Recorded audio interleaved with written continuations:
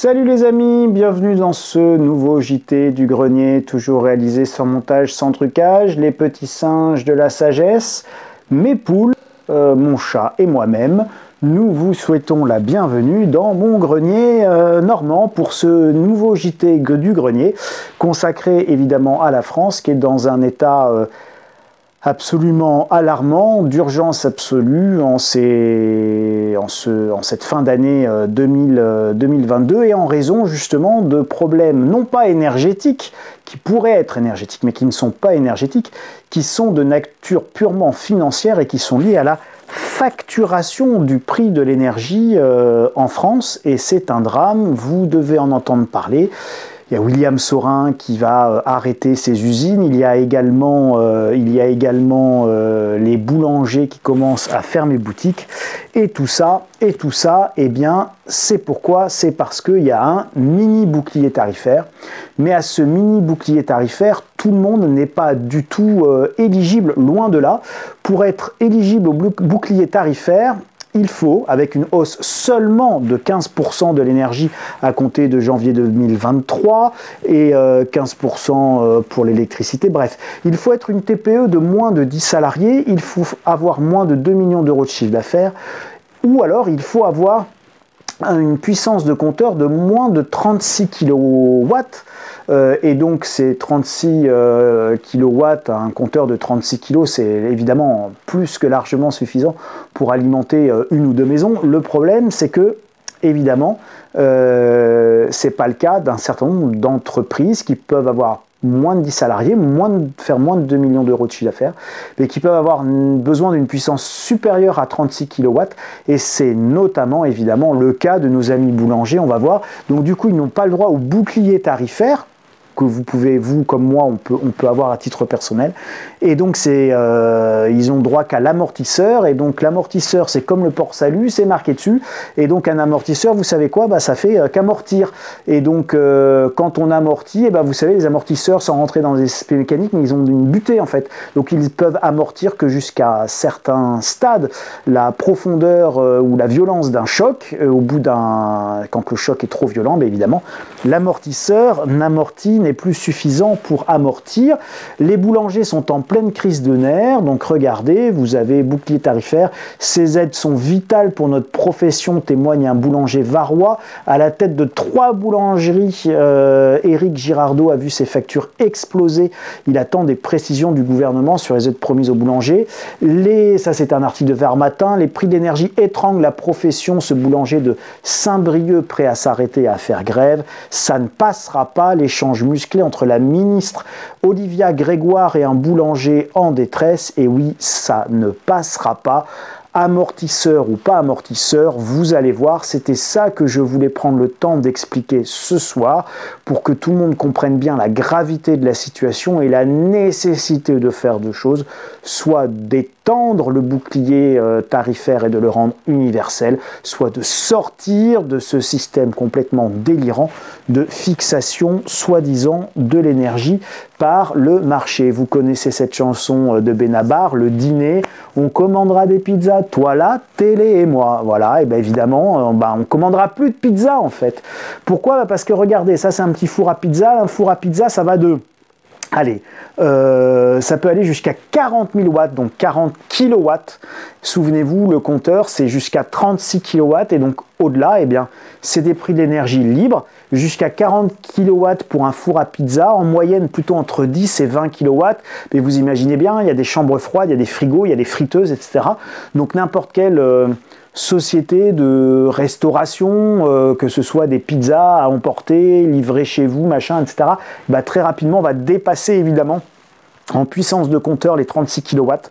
Et même si votre petit pizzaiolo du coin, il fait moins de 2 millions d'euros de chiffre d'affaires, de toute façon, donc il a moins de 10 livreurs, peu importe, de toute manière, il ne pourra pas être éligible au bouclier tarifaire.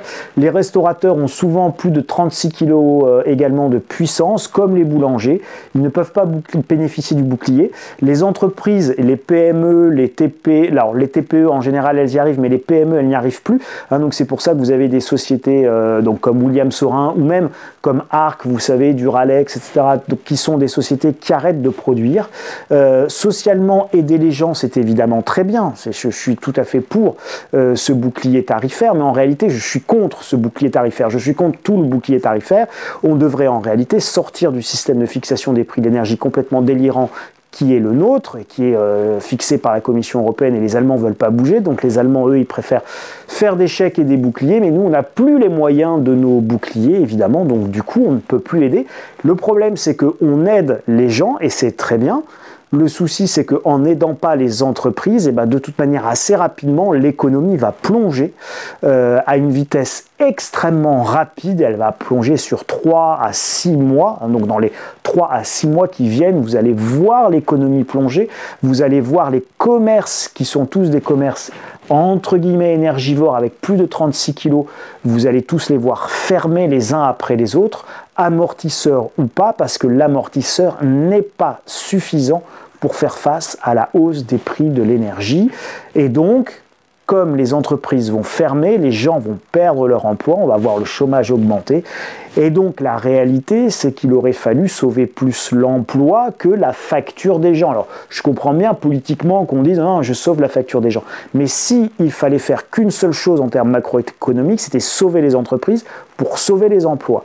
Là, on sauve à court terme le pouvoir d'achat des gens en leur faisant croire qu'ils vont continuer à payer leur énergie au prix d'ailleurs auquel nous devrions bien la payer, voire même on paye encore trop cher. Donc ça, c'est encore une fois, il faut sortir de cette notion de bouclier, mais on oublie de leur dire qu'en n'aidant pas les entreprises, beaucoup vont perdre leur travail et que le plein emploi va très rapidement, parce qu'aujourd'hui il y a beaucoup de boulot, mais ça va vite s'arrêter. Alors, maintenant, parlons de cette histoire d'amortisseur, le gag de Bruno et de son amortisseur. Parce que Bruno, il y croit, Bruno Le Maire, le ministre de l'économie, il croit vraiment que...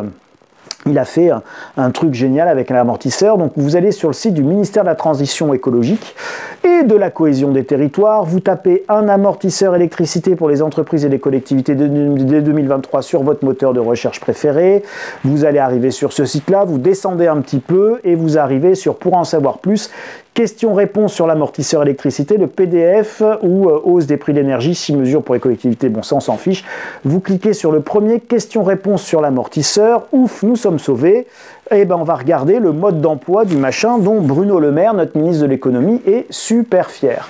Alors, je vous le lis parce que franchement c'est assez drôle. Allez le télécharger, hein, lisez-le par vous-même, c'est une... copie d'écran que vous avez là, c'est assez savoureux, c'est très copieux. Comment cette aide va être transmise? Pour un consommateur, la facture d'électricité se compose d'une part hors énergie, c'est-à-dire couvrant les coûts du réseau, le TURP ou la TURP, les taxes, et d'une part l'énergie couvrant le coût de l'électricité, qu'elle soit achetée par le fournisseur sur les marchés ou via le mécanisme d'accès régulé à l'électricité nucléaire historique, l'AREN. La part abonnement n'est pas couverte par ce dispositif. Concrètement, c'est important de vous dire quand même concrètement, parce que là, si vous n'avez rien compris à ce stade, sachez que vous êtes juste un esprit normal. Je n'ai moi-même rien compris du tout. Donc concrètement, l'État va prendre en charge sur 50% des volumes d'électricité consommés l'écart entre le prix de l'énergie du contrat et 180 MWh, soit 18 centimes d'euros le kilowattheure. Sur ces 50% de volume d'électricité couvert par l'amortisseur, le montant, alors je pense que les fonctionnaires voulaient dire le montant, mais peut-être un montant. Donc le montant d'amortisseur versé ne pourra pas excéder les 320 € le mégawattheure. Ça, je pense que c'est un montant là. Là, c'est du montant, soit 32 centimes d'euros le kilowattheure d'aide plafond. Concrètement, deuxième fois quand même, parce que si vous avez toujours pas compris à ce stade, c'est que vous avez un cerveau normal, c'est incompréhensible leur truc. Donc concrètement, hein, on va préciser un petit peu la pensée absolument remarquable. Ils sont un peu trop intelligents, hein. Souvenez-vous, c'était les gars de la majorité présidentielle d'En Marche à l'époque qui disaient non mais on a été un peu trop intelligents et donc les gens ils ont du mal à comprendre, effectivement. Donc concrètement, cela veut dire que le montant d'amortisseur versé devient constant quand le prix de l'électricité moyen excède un plafond de 500 € le mégawattheure, soit 0,50 centimes d'euros par kilowattheure. Le montant unitaire d'aide, qui sera proportionnel à la consommation d'électricité, sera donc égal au minimum entre 0,5 fois le coût moyen de l'énergie dans le contrat, moins 180 € du mégawattheure, soit 18 centimes du kilowattheure, et 160 € du mégawattheure, soit 16 centimes. L'État va donc intervenir directement sur la brique de la facture d'électricité qui augmente aujourd'hui avec les prix de marché de gros et va donc payer une partie de la facture d'électricité. Voilà, comme faisait De Funès, je crois qu'ils essayent de nous dire quelque chose. Si vous ne comprenez pas, c'est normal. Voilà. D'ailleurs, même les polytechniciens d'EDF qui n'arrivent pas à calculer ce truc-là et à le mettre sur les factures ne comprennent rien à ce qu'essayent de leur dire les énarques de Bercy. Donc je crois qu'ils essayent de nous dire quelque chose. Alors Bruno Le Maire, il était chez Apolline de Malherbe, et donc qu'est-ce qu'il a dit? Il a dit, première chose, EDF ou autre fournisseur d'énergie va indiquer sur la facture qu'en fait ce n'est pas 4 000 €, c'est sans doute, déjà il n'est pas sûr Bruno, c'est sans doute autour de 3 200, c'est-à-dire 20% en moins. Et là le boulanger il va me dire, mais 3 200 € c'est toujours au-dessus de 3% de mon chiffre d'affaires, je n'arrive toujours pas à faire face. Eh bien il va déclarer sa facture au guichet unique de manière très simple au 1er janvier 2023, et sa facture sera ramenée à 2 600 €, soit 35% de moins. Et donc Bruno, lui, il pense que quand même, et il fait 35% de remise sur la facture. Bon alors ça c'est 35% de remise sur la facture, à condition que vous ayez déjà eu les 20% de remise sur votre facture là déjà, et puis que vous ayez les 15% supplémentaires, on en a à faire la queue au guichet machin, mais tout ça est incompréhensible en réalité. Et puis, quand est-ce que vous allez toucher les sous? Est-ce que vous allez toucher les sous en avance, après, à la fin, et puis quels vont être les petits critères, les petits alinéas, les machins et trucs. Donc Bruno croit vraiment qu'il fait un effort tout en oubliant tout de même que l'effort qu'il fait, c'est avec notre pognon, parce que c'est pas avec le sien.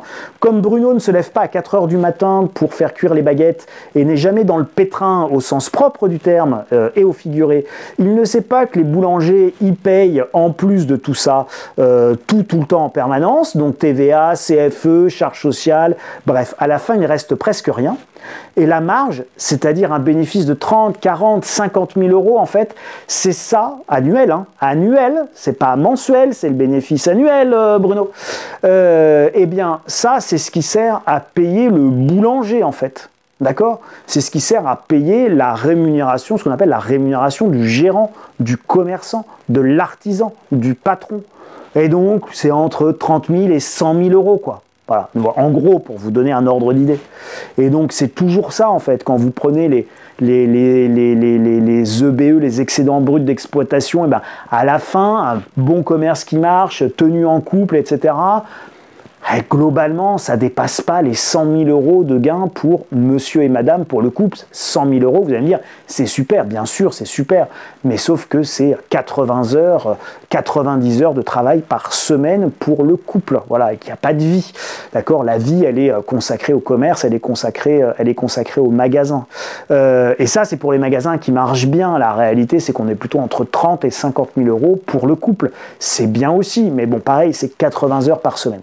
Et c'est très bien, mais c'est très bien à condition que eh bien, cet excédent d'exploitation qui va servir de rémunération, il ne soit pas mangé par tout simplement le coût de l'électricité. Alors regardez, déjà plutôt que de calculer d'ailleurs les aides avec un plafond du plancher, de la TURP port abonnement, bon, donc tout ça c'est incompréhensible. Donc Bruno déjà, s'il voulait être compréhensible, intelligible et compris par la population, il dirait je fais une remise de 20%, vous avez une facture, c'est 100 balles, sur cette facture de 100 balles, il y a une remise de 10%, de 20%, de 30%, de 40%, peu importe le montant, mais il annonce un pourcentage, c'est compréhensible par tout le monde.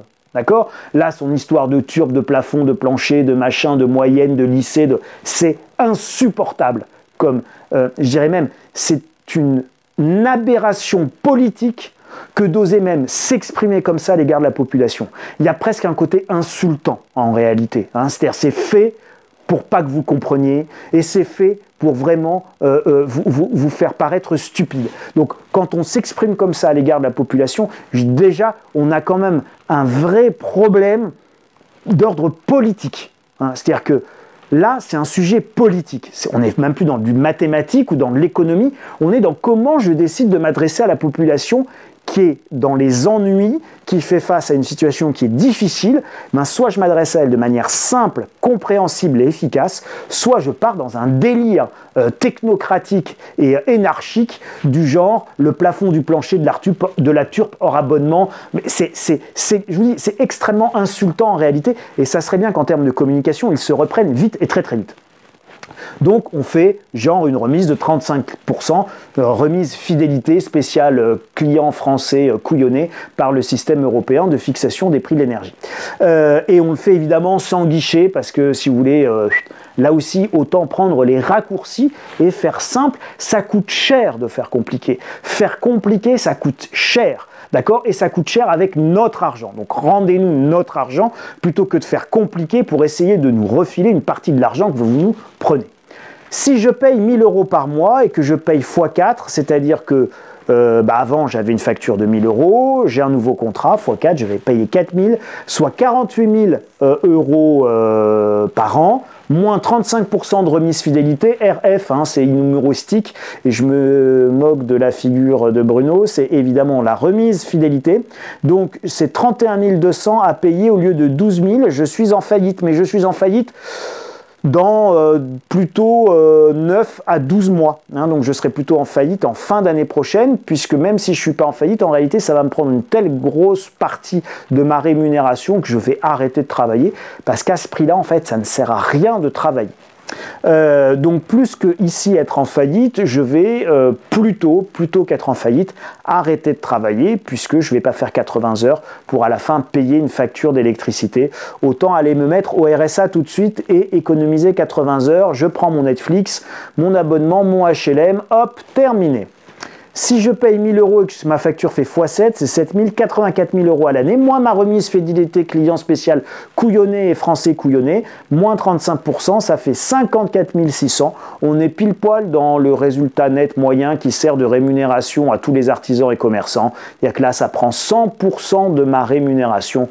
Aucun intérêt de travailler, j'arrête tout de suite, vous n'aurez plus de baguette, et c'est ce qui arrive pour tous les boulangers, les petites boulangeries, qui sont sur un équilibre financier qui est tout à fait convenable quand on vit en campagne, etc., mais qui n'est pas suffisant évidemment pour absorber cette augmentation du prix de l'électricité. Et si j'ai un contrat à x10, 120 000 €, moins 35%, 78 000, là je suis en faillite encore plus vite que plus vite, donc je suis en faillite à peu près dans les 6 mois. Conclusion, Bruno Le Maire peut faire le mariole avec son amortisseur, mais l'amortisseur ne sauvera personne. Nous allons vider les caisses de l'État et nous n'allons pas empêcher les entreprises, les commerçants, les PME de faire faillite, et progressivement, dans les 3 à 6 mois qui viennent, le pays va petit à petit cesser de fonctionner. Alors, si tu nous disais 35% de remise au lieu d'avoir des formules délirantes d'énarques, eh bien déjà, ça serait mieux, ça serait plus simple. Regardez William Saurin, je vous en parlais, hein, William Saurin qui cesse ses activités parce que faire les boîtes de conserve, ça va être compliqué, mais vous allez avoir des entreprises comme Picard qui font du surgelé. Alors là, il faut faire cuire. Une fois qu'on a fait cuire, faut en plus refroidir extrêmement vite avec des cellules de refroidissement rapide. Faut congeler à moins 40 ou moins 50, puis après, il faut des camions, des chaînes du froid, des chambres froides, etc. Bref, c'est très énergivore. Donc, toutes ces industries agroalimentaires très énergivores, eh bien, que va-t-il se passer? C'est une vraie question, sans compter pour toutes les entreprises. C'est la même logique, mais ils sont contents La consommation baisse. Or pourtant ce n'est pas la consommation qui baisse évidemment. D'abord il a fait exceptionnellement doux, donc on a évidemment un hiver qui est peu froid. Donc comme il était peu froid jusqu'à présent, c'était plutôt facile de baisser la consommation. Et puis surtout ce sont les grosses industries énergivores qui arrêtent déjà de produire, et donc en arrêtant de produire, eh bien ça agit directement évidemment sur la production, enfin sur la consommation d'énergie, d'électricité. Donc se satisfaire aujourd'hui de la baisse de la consommation, c'est une erreur. Cette baisse de la consommation d'électricité, c'est pas tant nos économies que des grosses industries qui cessent déjà leur production et donc qui viennent évidemment réduire tout ça. C'est un vrai problème, c'est un vrai sujet, c'est même le sujet le plus important aujourd'hui, et en termes macroéconomiques, c'est vraiment ces prix de l'énergie, c'est le fonctionnement de ce soi-disant marché européen libre de l'électricité, et où aujourd'hui, là où l'électricité coûte 40 à produire, on pourrait nous la revendre 50 avec un gros bénéfice, on nous la revend 180, 200, 300, 500, et c'est même aller jusqu'à 1000 € l'unité d'énergie qui est le mégawattheure. Et donc tout ça est dramatique puisque ça met par terre tout le système économique français. La seule solution, il y en a deux encore une fois. Première solution, je reste dans le mécanisme européen et je donne un bouclier tarifaire à tout le monde, mais si je donne ce bouclier tarifaire à tout le monde, il est financé par du déficit budgétaire et je finance des surprofits en fait. Avec le budget de l'État, je finance les profits du marché de l'électricité. Soit je sors de ce marché de l'électricité, nous avons suffisamment d'énergie et donc cette énergie, on la vend à un tarif qui est un tarif régulé par l'État. Et l'énergie n'est pas un bien comme les autres, comme l'eau n'est pas un bien comme les autres. Ce sont des biens de première nécessité dans une économie qui est la nôtre, qui est une économie développée. L'énergie est un bien de première nécessité, comme l'eau courante est un bien de première nécessité. Regardez les régies municipales. Eau de Paris, c'est une régie municipale.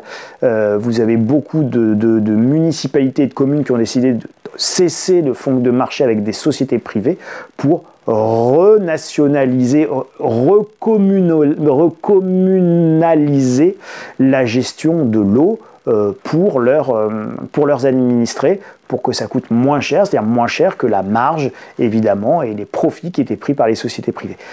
Il y a des sujets sur lesquels on est sur des tâches régaliennes, l'énergie est une tâche régalienne, et donc c'est à l'État de se charger de l'énergie, de la production d'énergie et de la distribution de l'énergie. Ça doit redevenir un monopole d'État, ce qui n'a rien à voir avec la sécurité de l'emploi des agents EDF.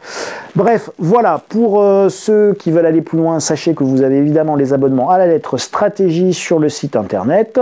Si cette vidéo vous a plu, évidemment vous la partagez, vous vous abonnez, vous activez les petites notifications pour être averti dès qu'il y a une nouvelle vidéo. Vous pouvez me retrouver tous les jours sur le site insolentiae.com pour une édition économique de 5 articles quotidiens.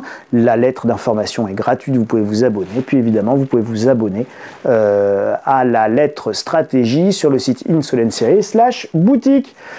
Twitter @insolentiae, doigt de schtroumpf pour dire que vous avez aimé cette vidéo.